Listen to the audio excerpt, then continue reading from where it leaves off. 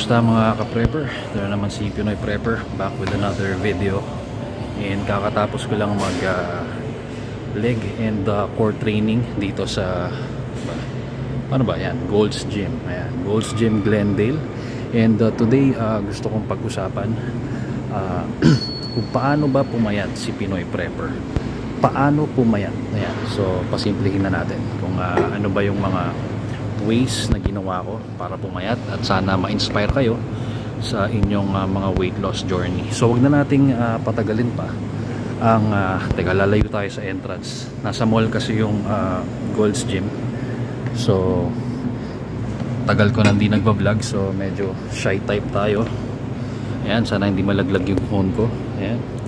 Okay, so wala nang paligoy-ligoy pa. Ang only way para mabawasan ka ng taba or ng timbang ay ang tinatawag na pagbawas ng calories or calorie deficit. Okay? So kahit anong workout mo, kahit anong cardio mo, kahit anong strength training mo, kahit anong gawin mo sa buhay, kung wala kang deficit ng calories, hindi ka mababawasan ng taba. Ganun lang talaga kasimple yun. Walang secret, walang magic, walang miracle.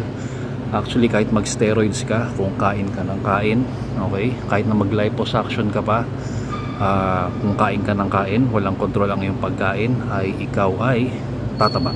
Okay? So, sa katunayan, kahit hindi ka mag-workout, kung ikaw lang ay may calorie deficit, okay? Papaliwanag ko sa inyo kung ano yan, ay masisimula ng inyong weight loss. Okay? Ang ibig sabihin ng calorie deficit, okay? Una sa lahat, basics, ang food po ay energy, okay? Alam ko marami sa atin kumakain para sumaya, para masarapan, di ba? Pero kung hahalukain mo yung istruktura ng pagkain, ay ito lamang ay enerhiya, okay? Source ng enerhiya. So, pag kumain ka, nai-store yun sa katawan mo bilang fat or nagagamit mo agad para gumalaw. Okay? Pag kumain ka, tapos yung amount ng ginalaw mo is mas konti sa equivalent ng energy ng kinain mong pagkain, yon ay may store sa katawan bilang taba. Okay? Sabihin natin na kumain ka ng napaka-healthy pagkain, 1 kilong broccoli, okay? 1 kilong boiled chicken na walang seasoning, napaka-healthy nun. Pero nakahiga ka lang, nagpe-play ka lang ng video games. So kahit ano pang healthy na pagkain, kung hindi ka gumagalaw, ito ay ma-store sa iyong katawan bilang adipose tissue or sa madaling sabi, taba. Okay? So, para pasimplehin ang proseso ng pagpapataba or pagpapayat, lagi nating tandaan na dapat ang kinikilos natin ay greater sa katumbas ng enerhiya ng kinakain natin. Okay? So syempre medyo meticuloso, no? Kailangan pang mag-calorie counting. Okay? Search nyo kung ano yan. So pasimplihin lang natin. So nabubulol na ako. Sabihin natin na mataba ka ngayon. Okay? So ite-take account mo, kung gagamit tayo ng konting accountability, ililista mo lahat ng average na kinakain mo sa isang araw or sa isang linggo. Okay? Tapos i-assess mo rin kung gaano ka kadalas gumagalaw. Okay? Hindi lang exercise, yung paggalaw at kung gaano kadalas mapagod. Okay? So, kung mataba ka, ibig sabihin lang nun ay meron kang calorie surplus. Okay? So, kahit nasabihin mo nagte-tennis ka pa, gumagawa ka pa ng mga bagay na aktibidades na healthy, pero mataba ka pa rin, isa lang ibig sabihin nun. Okay? Calories in, calories out lang po tayo. Kahit na po may sakit ka, ang dami kasi nating pwedeng gawing excuse o genetics, pwede nating sabihing PCOS or whatever. Kapag ikaw ay hindi kumain, kahit anong genetic disorder mo, walang i-store ang katawan mo as fat. Hindi ho pwede yon. So medyo bawasan natin yung excuse. Okay? Wala namang masama kung gusto nating ma-maintain na mataba tayo. Kung talagang choice natin maging mataba at malaki, at kung masaya tayo sa ating size, okay? Wala naman, tabingi pala yung camera ko. Wala naman problema doon. Okay? Basta tanggap natin na mataba tayo, masaya ka, walang problema.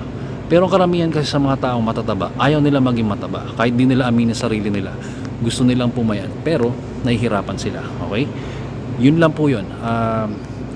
ang pinaka simpleng explanation, okay?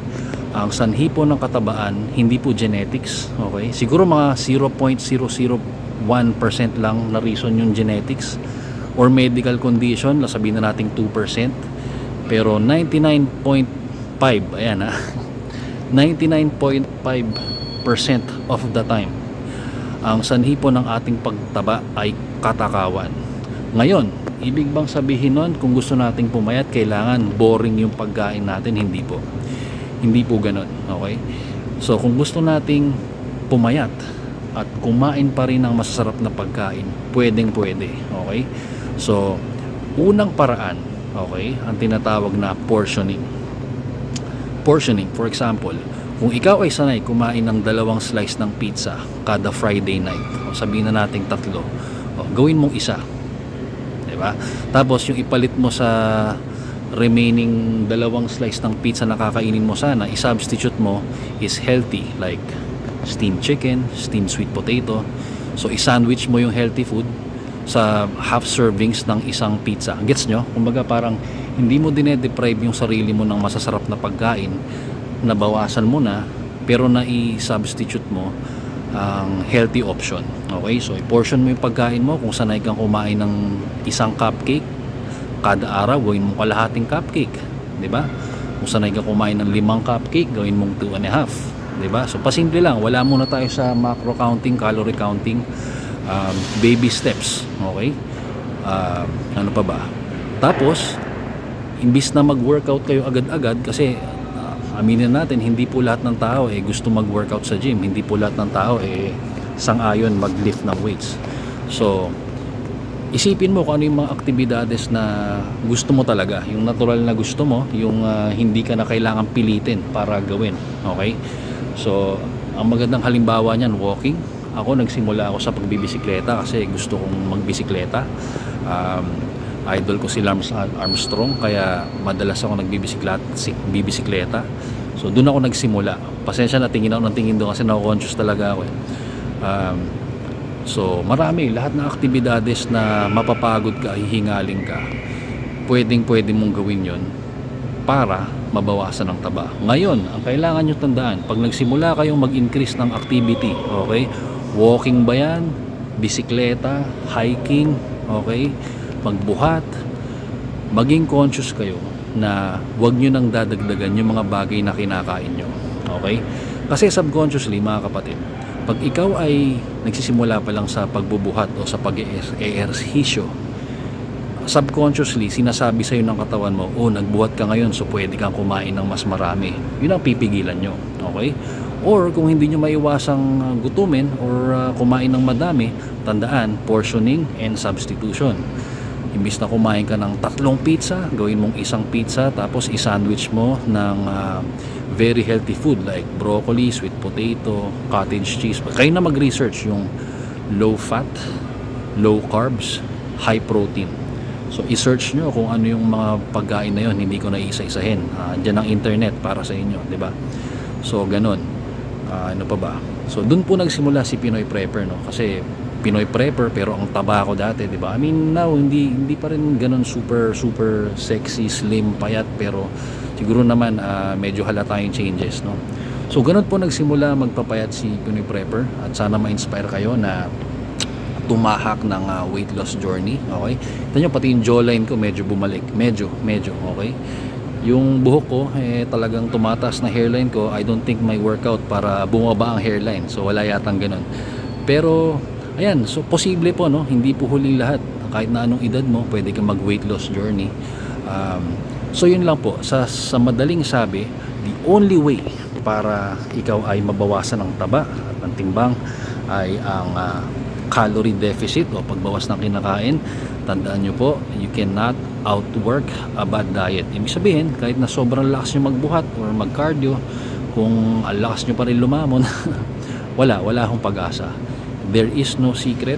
Ang talagang paraan lang ay dedication, motivation. Hindi masyado kasi motivation pero temporary. Pero kung gusto nyo talagang pumayat, posible. Okay? Maraming ways para i-substitute ang masasamang pagkain with better food. and at the same time disiplina lang po. Okay, hindi nyo kailangan magbuhat, hindi nyo kailangan magpunta ng Gold's Gym. Tumakbo kayo, mag-hike kayo, makipag-sex kayo sa syota nyo, sa asawa nyo, sa asawa ng iba. Hindi, joke lang, huwag nyong gagawin yun, magagalit si Lord. So yun lang, any activity na ini-enjoy mo na, hindi na ikaw kailangan pilitin. Hiking, biking, walking, push-ups, bodyweight exercise, tennis, sports, basta pigilan nyo lang kumain ng madami, kasi again, subconsciously sasabihin sa inyo ng utak nyo, oh, nag-workout ka ngayon, pwede kang kumain ng extra rice. Yun lang yung pipigilan nyo. So next time, medyo mas magiging detalyado tayo sa inyong weight loss journeys. Abangan nyo ang iba pang mga videos na gagawin natin. At ayun, pauwi lang ako, siningit ko lang tong video na to, at sana ma-inspire kayo na mag-start sa inyong weight loss journey. Maraming salamat po ulit, si Pinoy Prepper. Kita-kita tayo sa susunod na video. Ingat ang lahat.